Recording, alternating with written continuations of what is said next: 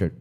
కానీ మీ సురేష్ కొండేటి, నాకు మొహమాటం లేదు, సురేష్ కొండేటి ఒక ఆడపిల్లని క్వశ్చన్ చేసినప్పుడు మీరు అతనితో కూడా సారీ చెప్పించాలి కదా. అకౌంటబిలిటీ లేదు.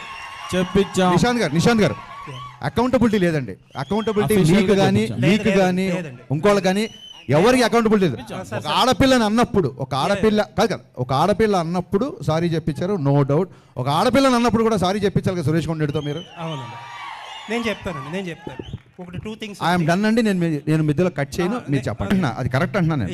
ఇంకొకటి ఏంటంటే మీరు ఇంకొకటి ఏదో ఒక జర్నలిస్ట్ గురించి నేను పేరు చెప్పడం మొహమాటం లేదండి, నేను చెప్తాను సురేష్ కొండేటి చెప్తున్నారు.